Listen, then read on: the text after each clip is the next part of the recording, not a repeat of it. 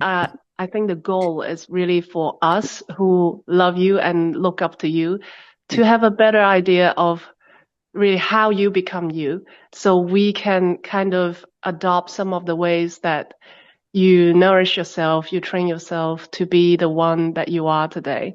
Yeah, In like details, routines, and in what I call the five power archetypes of a human, because Schumacher is about whole person, like holistic education. And so I put five archetypes that kind of connects all the aspects of a healthy human being. yeah. And then I'll ask questions from these five archetypes, Okay. so that we can learn from you how to be a healthier human being, a more well-rounded human being. So Yeah, the five archetypes are the warrior, the lover, the father, the king, and the wizard or the shaman. yeah. And then I want to ask, so first for the warrior part, you've been a warrior all your life. Yes, And yes. you've been fighting for justice, for peace, for the earth. And even now you're 89, you're actually still more militant than a lot of young people. You still didn't lose hope after seeing all this destruction to the earth and to many things that you cherish. So my most curiosity lies in how you keep this vitality and this health also. Like you have a very healthy body and mind and spirit after so many years of fighting very difficult fights. Yes, Um, yes, and yes. how, and you don't do gym, right? You don't do all this normal ways that people stay healthy and Yeah, yeah. strong. So I'm just wondering, how do you keep such a healthy, vibrant body and spirit? What do you do every day, and mentally, emotionally, and physically, Yes, to keep yes. such a good I mean, body?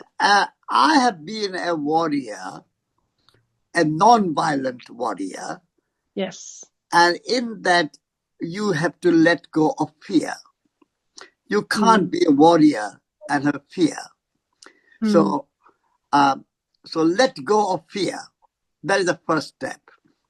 mm, And then, when you have no fear, you are prepared to take a risk. Because to live is to risk. You have to, mm, even if something goes wrong, something doesn't work out, something doesn't succeed, still you try. You do your mm, best. So that courage is important. To be a warrior, you have to be fearless and you have to be courageous mm, and be prepared to take a risk. So that's a mm, kind of generally speaking, the principle I have taken, because mm, going around the world without any money requires a mm, kind of trust in your heart and courage in mm. your heart. The word Yes. courage comes from kur, which is heart. So Yeah. everybody has a heart. Everybody has potentially um, uh, ability to be courageous. But sometimes Mm, we don't develop our heart and we live in kind of safe and secured and no should be no problems, there should be no difficulty, there should be easy everything. That's not warrior's path. Warrior's path mm, is to take difficult path, difficult decisions, take risk mm. and be Yes. courageous, be fearless, trust yourself. Mm, So that's a kind of path. And mm, that's what I followed. And in order to be healthy and warrior, I don't try to worry too much, because I do mm, worry about the world, worry about yourself, worry about any work you do, takes the energy away. Because mm, worry is not action. Worry is just thinking about the mm, future, thinking about the past, thinking about other people. Whereas action is the path of a warrior. You take action, you do what you are able to do, what you can do, best of your ability, but act, act, act. Don't worry, don't worry, don't worry. That's the kind of, so that's my main kind of source of health and happiness and well-being. I don't worry about even if I can't do anything about the world, like war in Gaza, war in Ukraine, or and many other things are going wrong. I don't worry about it. If I can do something about it, I do it. I do. mm, If I can write a letter, I write. I can write an article, I write. I can give a speech, I speak. But I don't worry. That's the kind of. Mm. So that's the path of the warrior. Mm. And physically, do you do anything to keep your health every day, to keep I your mean, I mind and do body a healthy? bit of gardening. That's Mm. my passion. A bit of gardening. I do some Mm-hmm. walking. I go for a Mm-hmm. walk by the sea, or in the valley, or along the river, among the Mm. trees, and so being in nature, walking in nature, is a source of health, and that's the Mm. kind of exercise that I do. I don't do any gym, or I don't even do some yoga. I used to do yoga early in my life, but not Uh-huh. anymore. At the Okay. moment, I'm doing mostly walking is my yoga, and Mm-hmm. being in nature, being by the sea, and so on. So that's my Mm. exercise. Amazing. So actually, the most important thing for health is really your mental part. Yes, Like no yes, worry, and then yeah, positive spirit. yeah, yeah, Amazing. yeah, And then so the lover part, the lover is also like the partner for intimate relationships. So now we are in a global crisis of love. yeah, A lot of people, especially in China, from what I know, don't want to get married, or if they are married, they want to divorce and don't want to have children. They don't even want to be in a relationship. yeah, People having a lot of problem in kind of going out of their own and build a relationship with someone else. And so a lot of my clients also, they were like, they can't find someone that match their heart. They say, as women, they find it hard to find a man that match their spirit. And but you have been in a beautiful, nourishing, loving relationship with June for more than 50 years. yes, And so, but nowadays, most people can't last for more than 3 months. Their relationships are very fragile. yeah, So I'm wondering so three questions about love. So one is, how did you attract your soulmate, who is June?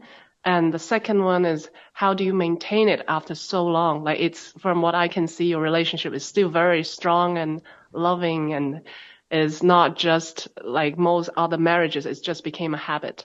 You have real soulful love still after 50 years. And then the third question is, how do you solve conflicts or um, places in love where you feel maybe heartbroken, where you feel hurt, or yeah, things like, yeah. yeah. So the loving relationship, and a part of a lover, is not to expect anything, Mm, but accept everything. Because when you expect somebody to behave in a certain way, everybody's different.